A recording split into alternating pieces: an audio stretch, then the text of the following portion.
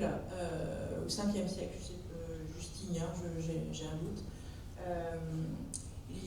on observe, on a découvert qu'il y avait eu un refroidissement climatique extrêmement important à cause de 2 éruptions volcaniques qui ont émis tellement de cendres dans l'atmosphère, donc ça fait le lien à ce que je vous racontais tout à l'heure sur les incendies, là, qui ont émis tellement de cendres dans l'atmosphère que ça a refroidi l'atmosphère et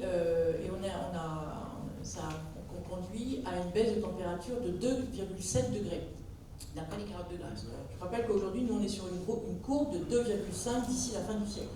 Quelque chose de comparable, un changement climatique comparable. Donc 2,7 degrés, mais là, pour le coup, c'était un refroidissement. Évidemment, ça a modifié la donne agricole, donc il y a eu chute des récoltes, et donc chute économique, enfin, des difficultés économiques, et la faim, une crise alimentaire dans l'Empire de Rome. Or, il se trouve que cette crise alimentaire, elle est arrivée à un moment où, par ailleurs, il y avait une situation épidémique, déjà, qui avait fragilisé la population, et ça pour 2 raisons. Première raison, c'est que quand les Romains ont construit la cité romaine, ils ont déboisé, ils ont déforesté, exactement comme on fait aujourd'hui. Ils ont construit des fontaines, des canaux, les ingénieurs romains étaient absolument incroyables dans ce qu'ils ont fait, mais donc ils ont développé beaucoup tous les systèmes d'irrigation, les canaux, les thermes et tout ça. Et en faisant ça, et en asséchant des marais, mais en même temps en développant des eaux stagnantes, eh bien, ils ont favorisé, on était dans la période de climat chaud et humide, ils ont favorisé le développement du Psalmodium falciparum, bref, du moustique qui porte le paludisme. Et donc on a eu une épidémie de paludisme qui s'est développée et il n'y avait aucune immunité, puisqu'avant, pareil, le moustique était confiné dans les bois, donc aucune immunité, et donc la population très fragilisée, très touchée par cette épidémie. Et en même temps, ou peu de temps après, il y a une autre épidémie qui a affecté la population de l'Empire, et qui est une épidémie de peste bubonique. Et quand on regarde quand on a regardé d'où vient cette peste bubonique, en fait, la peste bubonique, elle est transmise, elle aussi, enfin, comme je vous l'ai décrit tout à l'heure, là en l'occurrence c'était un rat qui l'a transmis à une puce, qui l'a transmis à l'homme, et tout ça s'est fait entre la Chine et Rome. C'est-à-dire qu'en empruntant les fameuses voies romaines et les circuits maritimes aussi de commerce, les voies commerciales romaines, eh bien les rats ont progressé, ont contaminé les puces, ont contaminé. Et donc peste bubonique. La population de Rome, qui était de 75 millions de personnes au IIe siècle, a diminué de 2 tiers sous l'effet de ces deux épidémies et de ce refroidissement climatique. Et donc on a une population, en fait, l'Empire, quand les barbares arrivent, en réalité, l'Empire est déjà extrêmement affaibli par ces 3 phénomènes. Ouais, je ne sais pas si vous voyez le lien.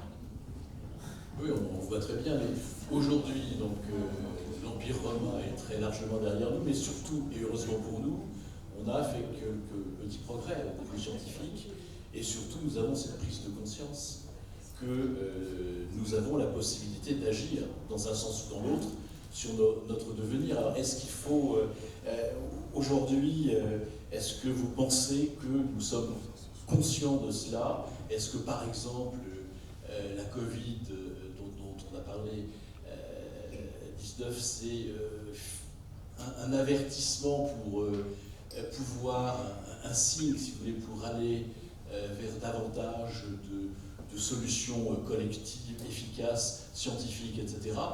Est-ce qu'on doit se lamenter en parlant des Romains, ou au contraire tirer des leçons de cela pour pouvoir avancer autrement, même si on construit, je trouve, moins bien les routes que sous l'Empire romain. Enfin, en tout cas, près de chez moi, les seules routes qui tiennent, c'est l'Empire romain.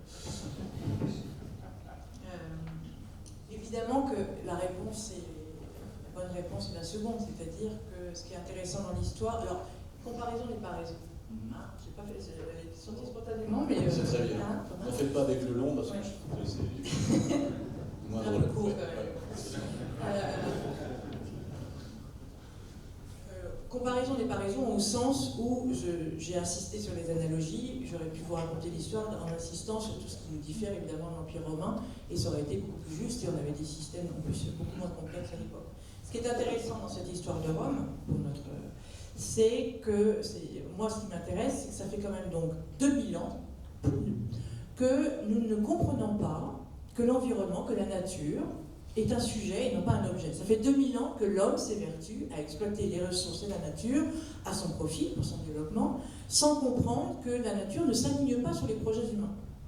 Les modèles économiques, la nature, elle en a que faire, l'environnement, et elle est beaucoup plus résiliente que, comme vous le disiez tout à l'heure, en fait, la nature, elle nous survivra. Il suffit de voir des vieux chantiers pour voir comment la nature reprend, et je pourrais raconter 1000 histoires absolument merveilleuses où de la façon dont la nature reprend le dessus. Donc en réalité, elle nous survivra. Donc la question, c'est pas ça. La question, c'est comment se fait-ce que la nature étant sujet et résiliente, comment nous ne comprenons pas que que c'est à nous-mêmes, c'est nous-mêmes que nous menaçons dans ce modèle qui est dans cette relation que nous avons nouée avec notre environnement.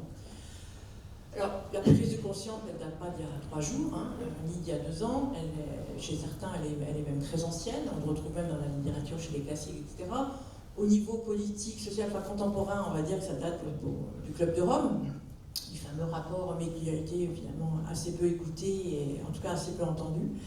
Et puis là, elle s'accélère parce que les signaux, faibles et forts de la transformation, se multiplient et parce que l'accélération du changement et de la transition sont de plus en plus marquées. L'été dernier étant été quand même extrêmement impressionnant en termes d'incendies, d'inondations, et on commence et en plus avec cette impression pour les Européens qui se croyaient protégés, parce que jusqu'à maintenant c'est très loin, quand même là ça commence à se rapprocher sérieusement. Donc, prise de conscience, je pense que oui. Je pense qu'on est arrivé maintenant au stade du... Alors, il n'y a plus tellement de climato-sceptiques, maintenant, ils s'appellent plutôt les climato-réalistes. On a changé de vocabulaire. Et il y a encore cet espoir, et je comprends. Ça ne me fait pas sourire, parce que je comprends que l'espoir que la technologie va nous sauver. Ça fait 2000 ans qu'on est sur ce modèle, que le génie humain, finalement, permettra de nous adapter, de trouver des solutions. Alors après, dans le détail, on pourrait en parler longuement, c'est pas le sujet ce soir, mais il y a plein de raisons de se dire qu'on ne peut pas compter que là-dessus. Oui, certainement, la technologie, l'intelligence humaine nous permettra de progresser, mais il y a différentes formes de progrès, et le progrès n'est pas seulement technologique. Donc oui, donc je pense on a conscience maintenant, on sait, on connaît les causes. Les Romains ne connaissaient pas les causes. Nous, on connaît parfaitement tous ces mécanismes, on a plein de relevés, on a plein de données, on a plein de modèles. On connaît les conséquences, on les mesure, on commence à les voir, on connaît le prix, et je ne sais pas, le milieu de l'assurance que je vais apprendre, que ça représente de plus en plus important, le coût d'une pandémie de Covid, le coût des incendies, etc., le coût des pollutions, on voit aussi des évolutions pathologiques, enfin de morphologie, biologique, etc., le poids de la pollution sur les organismes.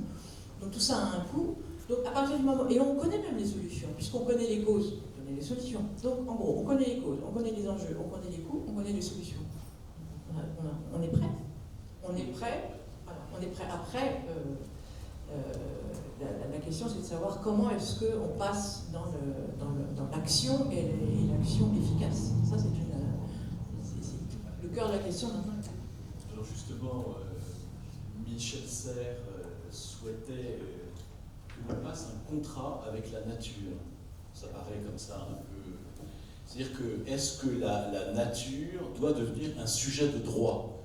Ce qui ferait qu'on aurait un autre rapport, justement, à la nature, et non pas, j'allais dire, on ne considérerait pas la nature comme étant un objet, mais comme étant un sujet avec lequel nous devons collaborer, et qui elle-même contient peut-être d'ailleurs des solutions, puisque vous avez dit avec habileté qu'elle trouvait elle-même des solutions. Peut-être que nous avons intérêt à l'écouter aussi. Ça, c'est un appel, enfin, on pourrait parler longtemps du champ du biomimétisme, qui est un champ absolument, moi je me suis un peu plongée dedans, une étude que j'ai pu faire, et effectivement, on aurait raison, encore une fois, de s'inspirer, d'étudier le biomimétisme. Ça doit être une discipline de plus en plus enseignée, tellement il y a de choses dans la systémique biologique de l'environnement, les écosystèmes, une intelligence mais absolument fabuleuse. Donc ça c'est une première chose. Quant au contrat avec la nature, et la nature sujet de droit, oui, vous avez raison, il y a quelques ébauches, il y a un ou deux pays qui donnent à des rivières, qui donne une personnalité juridique à des rivières. Il y a un pays d'Amérique du Sud où la nature est une entité de droit. Donc ça, c'est quelque chose qui émerge à peine, mais c'est extrêmement habile, et à mon avis, ça a beaucoup de sens, parce que à partir du moment où on rend des comptes, on n'a plus du tout, voilà, la prise de risque n'est plus du tout la même, et on peut entrer dans ce qu'on appelle le principe de précaution, ce qui aujourd'hui n'est pas fait. On le fait pour la santé, parce qu'il y a une responsabilité, une redevabilité, une opposabilité, alors on n'agit pas de la même manière avant et après la mise en place du principe de précaution. Là, c'est un peu l'idée. Donc ça, c'est une première piste. Mais en réalité, je me demande si on a la maturité suffisante collectivement pour dire que la nature a des droits. En revanche, je pense qu'on a la maturité suffisante pour comprendre que la nature, c'est les générations futures. Et c'est avec les jeunes qu'on doit passer un contrat. C'est vis-à-vis d'eux, et je dirais même pas les générations futures, mais je parle des plus jeunes. J'ai amené avec moi les chiffres d'un sondage, je pense que certains d'entre vous, ou sûrement beaucoup d'entre vous l'ont vu passer. C'est une enquête scientifique qui a été menée par des universités britanniques, australiennes et américaines auprès de plus de 10 000 jeunes issus de 10 pays différents, et qui a été menée l'été dernier, donc 10 000 jeunes de 16 à 25 ans. Qui révèle ceci. 59% des jeunes sont très ou extrêmement inquiets du changement climatique. L'anxiété climatique affecte le quotidien à près de la moitié des jeunes, que ce soit pour dormir, s'endormir, se nourrir, étudier, aller à l'école, s'amuser. Plus grave encore, 3 jeunes interrogés sur 4 jugent le futur effrayant. 75% des jeunes jugent le futur effrayant. Vraiment, quand j'avais 15 ans, j'ai jamais pensé que le futur était effrayant.